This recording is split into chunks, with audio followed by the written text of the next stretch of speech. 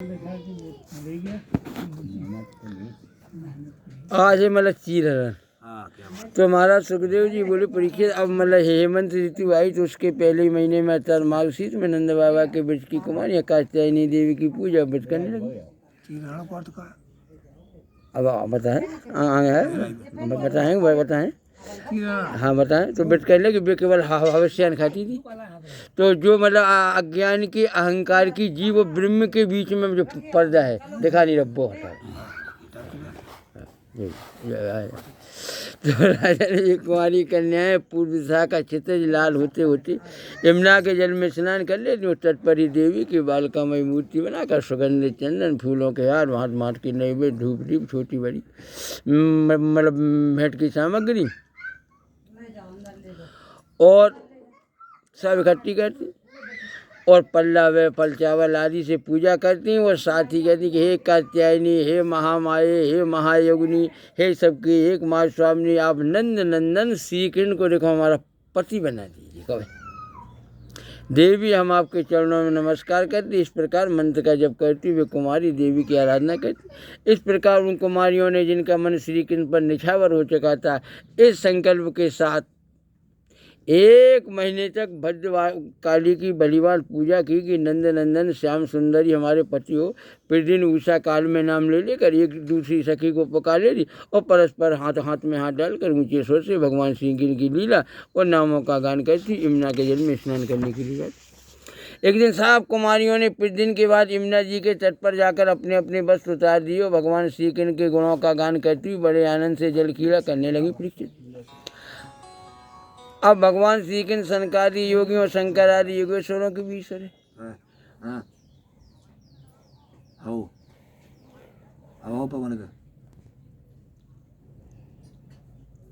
उनसे गोपियों की अभिलाषा छिपी नहीं रही। वे उनका अभिप्राय जानकर अपने सखा ग्वाल वालों के साथ उन कुमारियों की साधना सफल करने के लिए यमुना के तट पर पहुंचे। कन्हैया अकेले ही उन गोपियों के सारे वस्त्र उठा लिए, बड़ी फुर्ती से एक कदम के वृक्ष पर चढ़ गए। साथ ही ग्वाल वाल उठाकर हंसने लगे। स्वयं श्री कृष्ण भी हंसते हुए गोपियों से हंसी की बात कहने लगे कि अरे कुमारियों, तुम यहाँ आकर इच्छा हो अपने अपने वस्त्र ले जाओ। मैं तुम लोग से सच सच कहता हूँ, हंसी बिल्कुल नहीं कहता। तुम लोग व्रत करते करते बोले मतलब दुबली हो गई हो, बहुत कमजोर हो गई हो। ये मेरे सखा ग्वाल वाल जानते कि मैंने कभी कोई झूठी बात नहीं कही सुनती। तुम्हारी इच्छा हो तो अलग अलग आकर अपने बस ले लो या सभी एक साथ आ जाओ, मुझे कोई आपत्ति नहीं। भगवान की हंसी मस्करी देखकर गोपियों का हृदय प्रेम से सरावर हो गया। वे तनक सच्चाकर एक दूसरे की ओर देखने लगी, मुस्कुराने लगी। जल से बाहर नहीं निकली। जब भगवान ने हंसी हंसी में बात कही तो उनके विनोद से कुमारियों का चित्त भी उनकी ओर खिंच गया। वे ठंडे पानी में कंठ तक डूबी हुई थी। अब उनका शरीर थर थर काँप रहा था। उन्होंने श्री कृष्ण ने कहा कि प्यारे श्री कृष्ण, तुम ऐसी अनीति मत करो। हम जानती हैं कि तुम नंद बाबा के मतलब लाडले लाल हो और हमारे मतलब प्यारे हो। सारे ब्रजवासी मतलब तुम्हारी सहायता करते रहते। देखो हम जाड़े के मारे ठिठुर रही है, तो हमें हमारे बस दे दो। प्यारे श्याम सुंदर, हम तुम्हारी दासी, तुम जो कुछ कहोगे उसे हम करने को तैयार है। तुम तो धर्म का मन भली बात जानते हो। हमें कष्ट मत दो, हमारे बस हमें दे दो, नहीं तो हम जाकर नंद बाबा से कह देंगी। तो भगवान श्री कृष्ण ने कहा कि कुमारियों, तुम्हारी मुस्कान पवित्रता प्रेम से भरी है। देखो जब तक तुम अपने को मेरी दासी स्वीकार करती हो, मेरी आज्ञा का पालन करना चाहती हो, तो यहाँ आकर अपने अपने बस ले लो।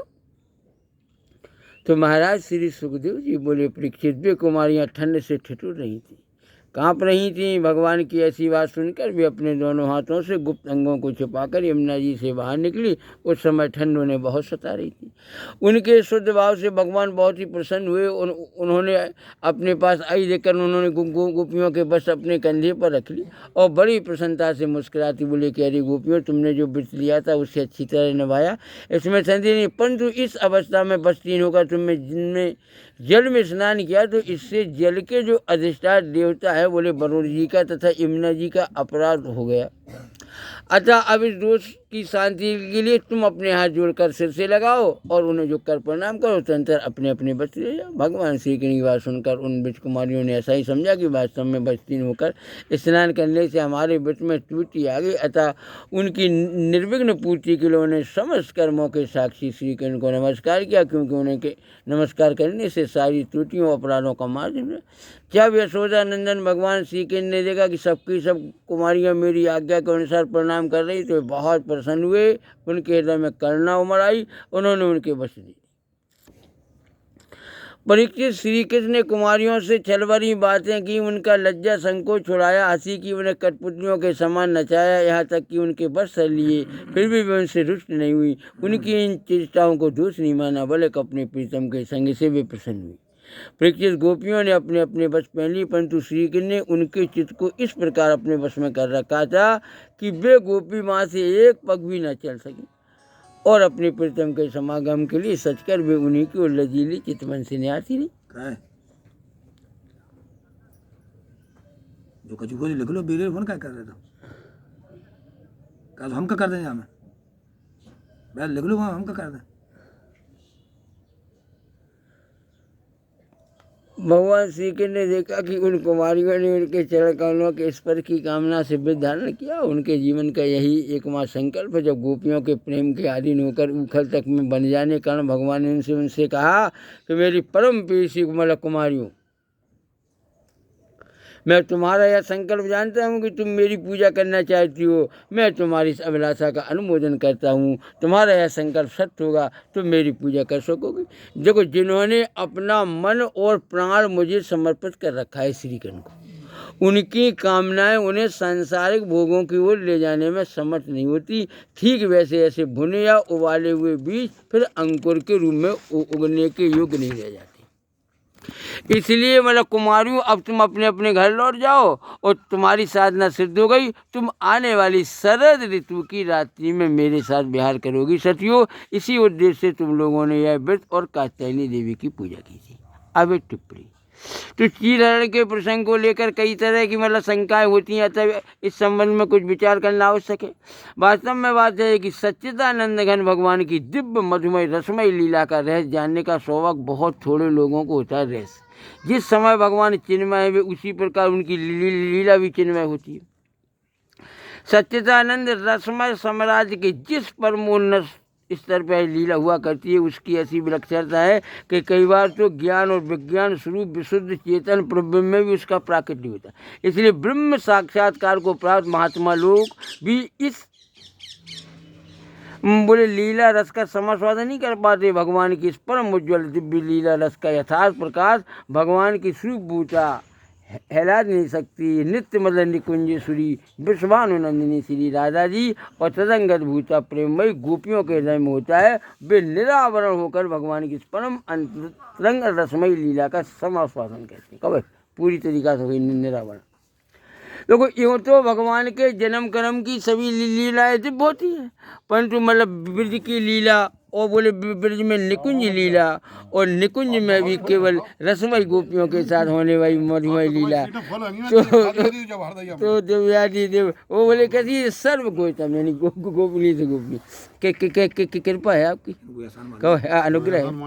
बिल्कुल, यह लीला सर्वसाधारण के सम्मुख प्रकट नहीं, अंतरंग लीला है। इसमें प्रवेश का अधिकार केवल श्री गोपीजनों को है। अच्छा, दसम स्कंद के 21वें अध्याय में ऐसा वर्णन आया है कि भगवान की रूप माधुरी बंसी ध्वनि प्रेममयी लीलाएं देख देखकर गोपियां मुग्ध हो गईं। तो 22वें अध्याय में उसी प्रेम की पूर्णता प्राप्त करने के लिए वे साधन में लग गईं। इसी अध्याय में भगवान ने आकर उनकी साधना पूर्ण की। यहाँ चीरहरण का प्रसंग है।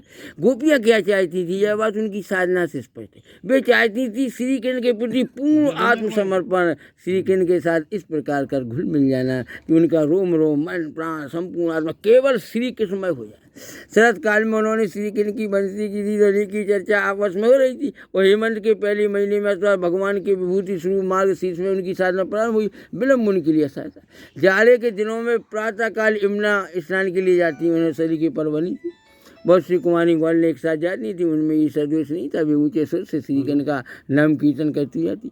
उन्हें गाँव और जात वालों का भय नहीं था। वे घर में ही हवस्यान का भोजन करती। वे श्रीकृष्ण के लिए इतनी व्याकुल हो गई थी कि उन्हें माता पिता का संकोच नहीं था। बुझपूर्वक देवी की बालिकामयी मूर्ति बनाकर पूजा मंत्र जप करती रहती। अपने इस कार्य को सर्वदा उचित और प्रसन्न मानती थी। एक वाक्य में उन्होंने अपना कुल परिवार धर्म संकोच व्यक्त भगवान के चरणों में सर्वदा समर्पण कर दिया। वे यही जपती रहती थी एकमात्र नंद नंदनी हमारे प्राणों के स्वामी हो। श्री कृष्ण तो वस्तुतः उनके स्वामी थे ही, परंतु लीला की दृष्टि से उनके समर्पण में थोड़ी कमी थी कि वे निरावरण रूप से श्री कृष्ण के सामने नहीं जा रही थी। उनमें थोड़ी झिझक थी गोपियों में। उनकी यह झिझक दूर करने के लिए, उनकी साधना उनका संपूर्ण पूर्ण करने के लिए उनका आवरण भंग कर देने की आवश्यकता थी। उनका यह आवरण रूप धर लेना जरूरी था। यही काम भगवान श्री कृष्ण का, इसलिए भी योगेश्वर के ईश्वर भगवान अपने मित्र बाल वालों के साथ यमुना के तट पर पधारे। साधक अपनी शक्ति से, अपने बल संकल्प से, केवल अपने निश्चय से पूर्ण समर्पण नहीं कर सकता। समर्पण भी एक क्रिया है, उसका करने वाला असमर्पित रह जाता है। ऐसी स्थिति में अंतरात्मा का पूर्ण समर्पण जब होता, जब भगवान स्वयं आकर वह संकल्प स्वीकार करते और संकल्प करने वाले को भी स्वीकार करते, यहीं जाकर समर्पण पूर्ण होता। साधक का कर्तव्य पूर्ण समर्पण की तैयारी, उसे पूर्ण तो भगवान करते। भगवान श्री कृष्ण तो लीला पुरुषोत्तम, फिर भी जब अपनी लीला प्रकट करते तो मर्यादा का उल्लंघन नहीं करते, स्थापना करते, विधि का अतिक्रमण करके कोई साधना के मार्ग में अग्रसर नहीं होते।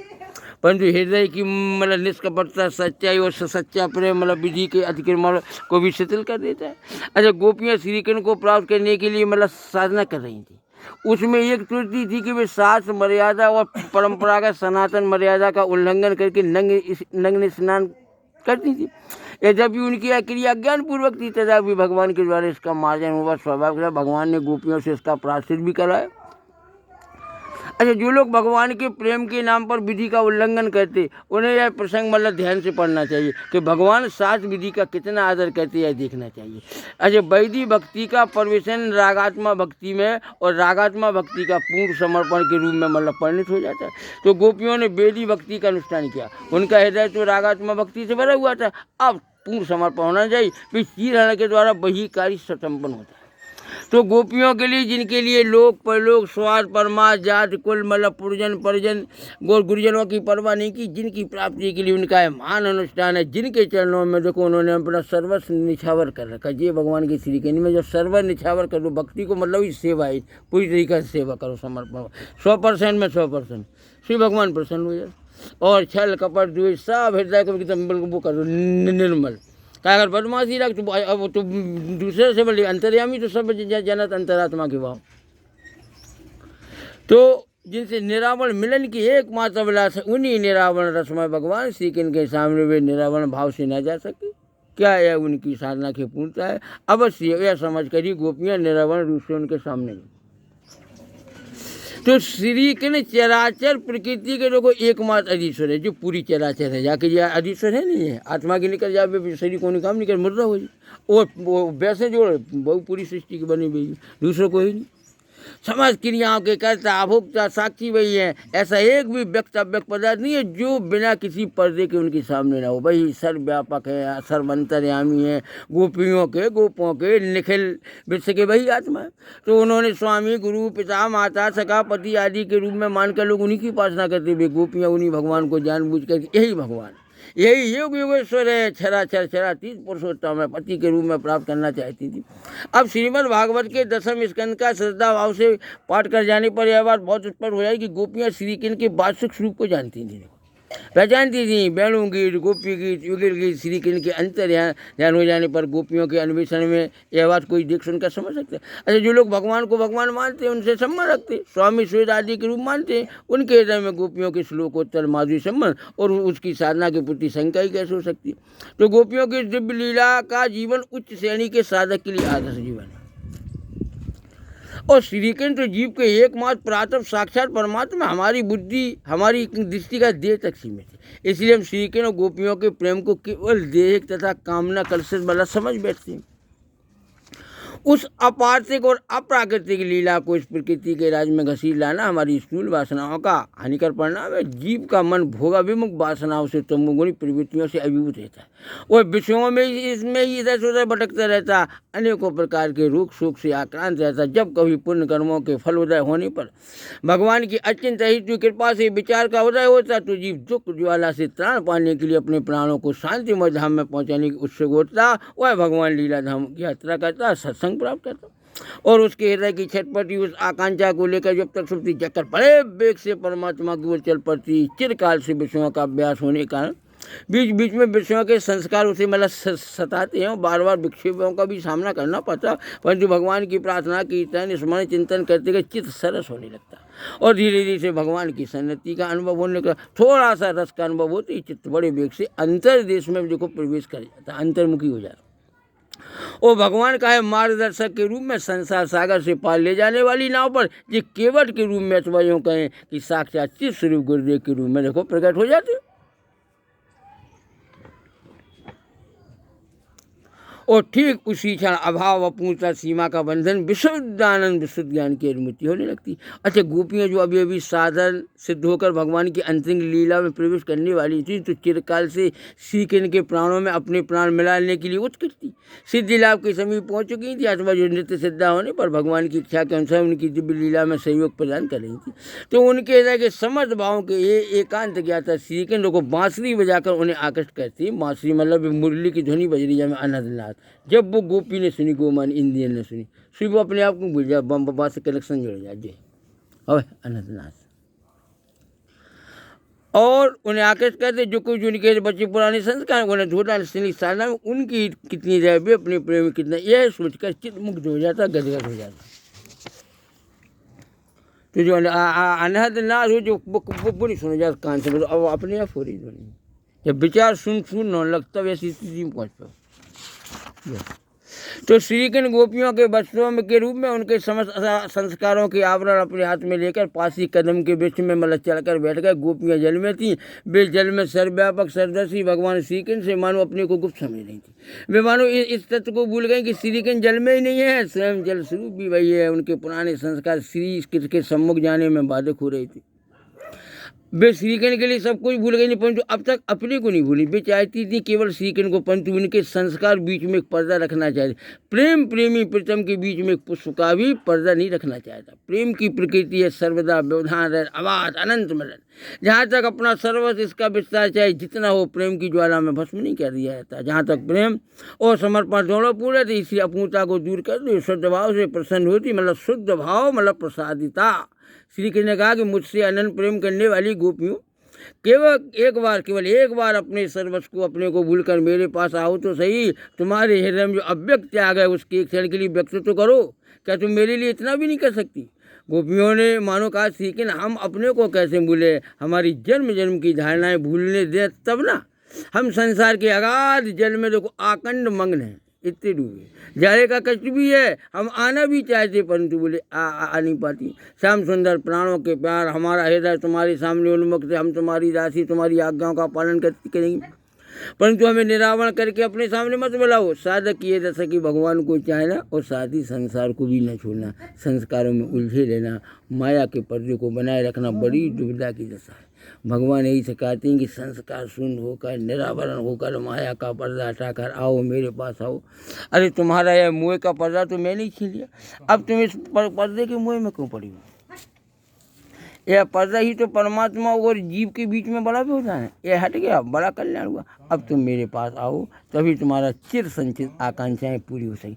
अच्छा, परमात्मा श्री कृष्ण का यह आह्वान आत्मा के आत्मा परम प्रीतम के मिलन का मधुर आमंत्रण भगवत कृपा से जिसके अंतर्देश में प्रकट हो जाता, वह प्रेम में निमग्न होकर सब कुछ छोड़कर छोड़ना भूलकर श्री प्रीतम श्री कृष्ण के चरणों में दौड़ाता। फिर न उसे अपने बच्चों की सुध रहती हो, न लोगों का ध्यान, न वह जगत देखते, न अपने को। यह भगवत प्रेम का रहते विशुद्ध अनंत भगवत प्रेम में सब होता है। अच्छा, गोपियाँ आई श्री कृष्ण के चरणों के पास ये मूर्ख भाव से खड़ी भी हो गई, तो उनका काहे मुख लज्जान्वित था। यद किंचित संस्कार से श्री कृष्ण के पूर्ण अभिमुख में प्रतिबंध हो रहा था। श्री कृष्ण मुस्कराए, उन्होंने सारी से कहा, अरे इतने बड़े त्याग में यह संकोच कलंक है। तुम तो सदा निष्कलंका हो, तुम्हें इसका भी त्याग, त्याग के भाव का भी त्याग, त्याग की स्मृति का भी त्याग करना होगा। गोपियों की दृष्टि श्रीकृष्ण के मुख कमल पर पड़ी, दोनों हाथ अपने आप जुड़ गए। सूर्य मंडल में विराजमान अपनी प्रीतम श्रीकृष्ण से उन्होंने प्रेम की भिक्षा मांगी। गोपियों की इसी सर्वस्व त्याग ने, इसी पूर्ण समर्पण ने, इसी उच्चतम आत्मविस्मृति ने उन्हें भगवान श्रीकृष्ण के प्रेम से भर दिया। वे दिव्य रस के अलौकिक अप्राकृतिक अनंत समुद्र में डूबने उतरने लगे। वे सब कुछ भूल गए, वो भूलने वाले को भूल गए। उनकी दृष्टि में अब श्याम सुंदर थे, बस केवल श्याम सुंदर।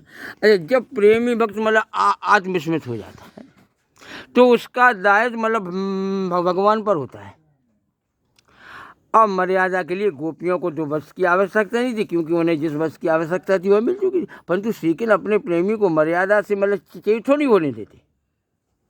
वे स्वयं बस देते अपनी अमृतमयी वाणी के द्वारा उन्हें विस्मृति से जगाकर फिर जगत में लाती हैं। श्रीकृष्ण ने कहा, गोपियों तुम सती साध्वी हो, तुम्हारा प्रेम, तुम्हारी साधना मुझसे छिपी नहीं है। तुम्हारा संकल्प सत्य होगा। तुम्हारा यह संकल्प, तुम्हारी यह कामना तुम्हें उस पद पर स्थित करती है जो निसंकल्पता निष्कामता का तुम्हारा उद्देश्य पूर्ण, तुम्हारा बोले मतलब समर्पण पूर्ण। आगे आने वाली शारदीय रात्रियों में हमारा मतलब रमण होगा। कब? ब्रह्म को साक्षात्कार महाराज। और भगवान ने साधना सफल होने की अवधि निर्धारित कर दी। इससे स्पष्ट है कि भगवान श्रीकृष्ण में किसी भी मतलब काम में विकार की कल्पना नहीं थी। अरे कामी पुरुष का तो चित्त बस 3 स्त्रियों को देखकर एक क्षण के लिए कब में रह सकता। एक बात बड़ी विलक्षण है कि भगवान के सम्मुख जाने के पहले जो बस मतलब समर्पण की पूर्णता में बाधक हो रहे थे, विक्षेप का काम कर रहे थे, वही भगवान की कृपा सानस और वरदान प्राप्त होने के पश्चात प्रसाद शुरू हुए। इसका क्या कारण है?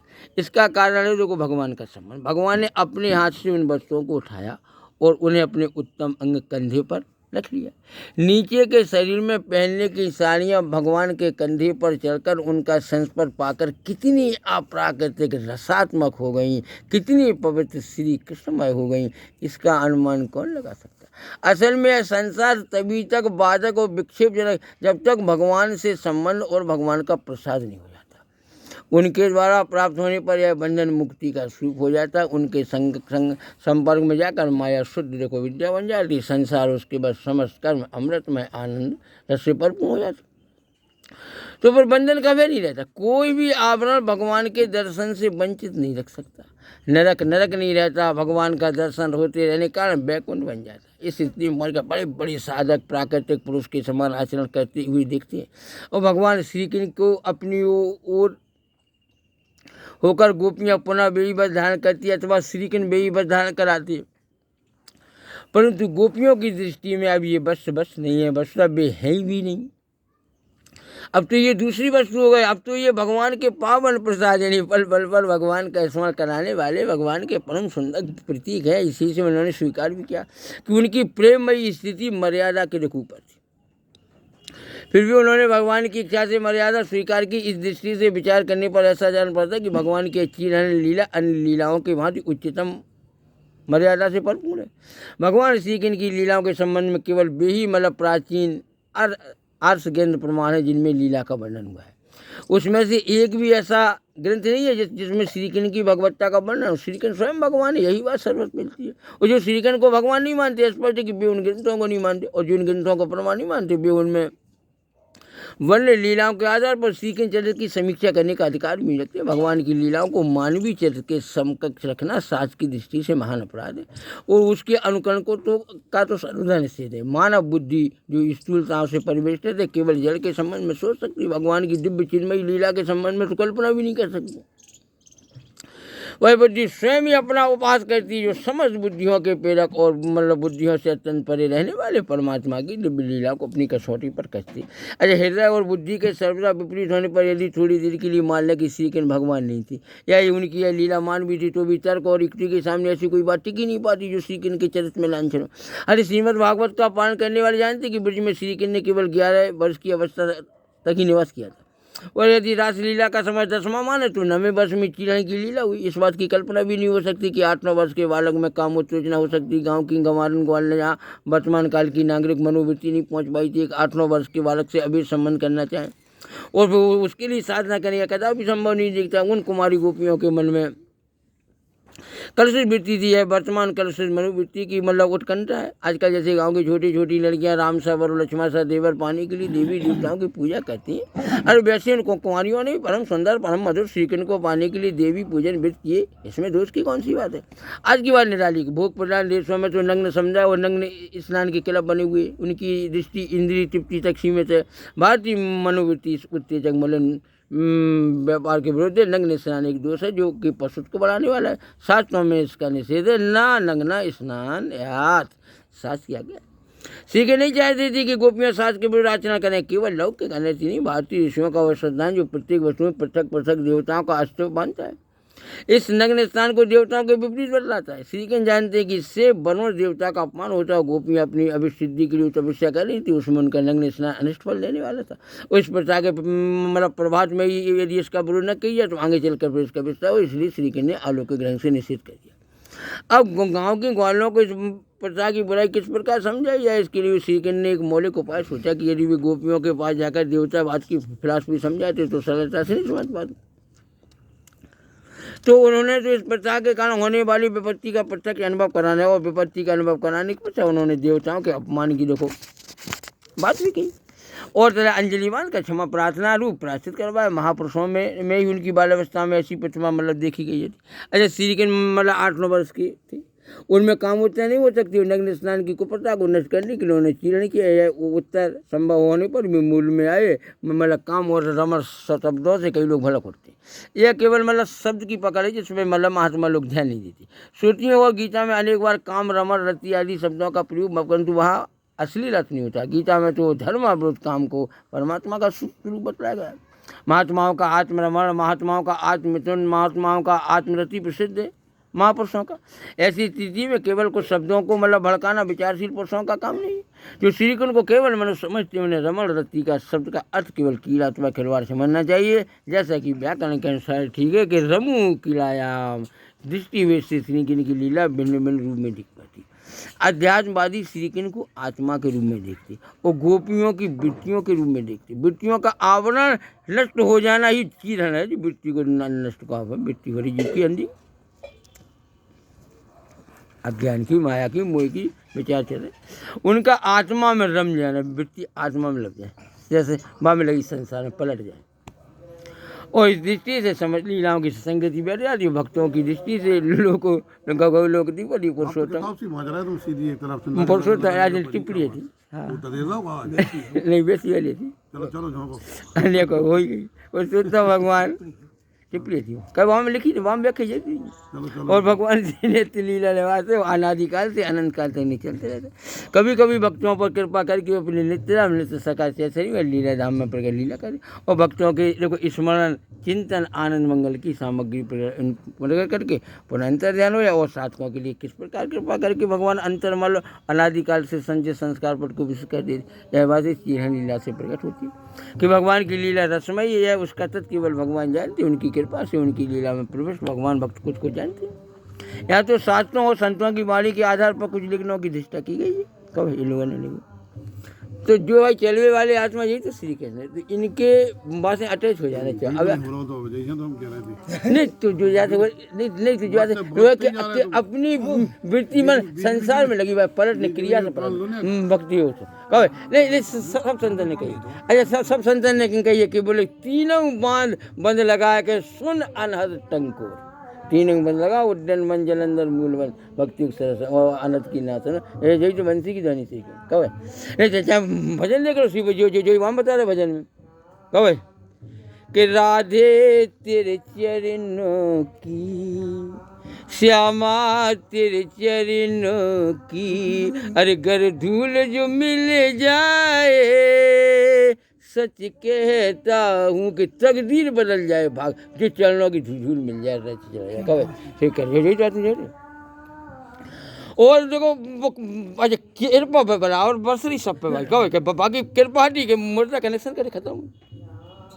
किस बोले कि सुनता हूँ तेरी रहमते वो दिन रात बरसती है, एक बूंद जो मिल जाए तो कली जीवन की खिल जाए, राधे तेरे चरणों की, श्यामा तेरे चरणों की, गर धूल जो मिल जाए, सच कहता हूँ कि तकदीर बदल जाए, राधा तेरे चरणों। अच्छा लेकिन जहाँ मन नहीं लगा भजन का, मन चंचल है बिना क्रिया के। ये मन बड़ा चंचल है, कैसे तेरा भजन करूं, जितना इसे समझाऊं उतना ही मचल जाए, राधे तेरे चरणों की।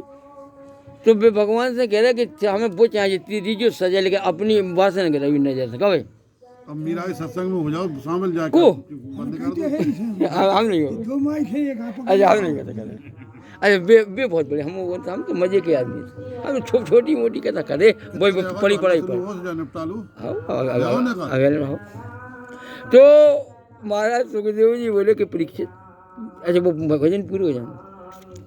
अच्छा तो वो क्या बोले, नजरों से गिराना ना, चाहे जितनी सजा देना, नजरों से गिराना ना, चाहे जितनी सजा देना, नजरों से जो गिर जाए, अरे मुश्किल है कि संभल पाए, राधे तेरे चरणों की, श्यामा तेरे चरणों की, गर धूल जो मिल जाए, सच कहता हूँ कि बोले कि तकदीर बदल जाए, राधे इस जीवन की बस एक तमन्ना है, राधे इस जीवन की बस एक तमन्ना है,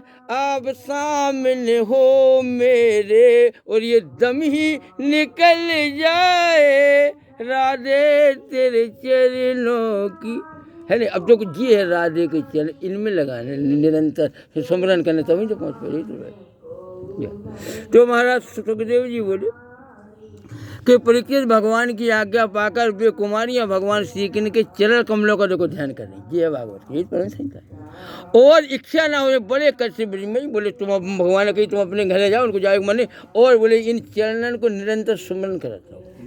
और अब उनकी सारी, अब जो स्मरण का कामनाएं खत्म हो जाए, जब प्राण सम्मुख हो जाए, सुई जा में जो कामना वाली कुटिया कूकू कर रही वो भग जाए। कब लिखी सूर्यदास ने और का कि अब प्रभु राखो लाज मुरारी, संकट में एक संकट हो जो, कहे मृग से नहीं कि और कछु हम जाई नहीं, आई शरण तिहारी, उलट पवन जब बाबर चलियो, सौंजल से जारी, श्री भगजा और नाचन कूदे। सम्मुख होने वाले, अब कहे विमुख है जीव, सही कष्ट में कष्ट पारो के लिए सम्मुख हो जाए काम बन जाए, तो सारी काम पूरी। तो परीक्षित एक दिन भगवान श्री कृष्ण बलराम जी ग्वाल वालों के साथ गंगा चराती वृंदावन से बहुत दूर निकल आए।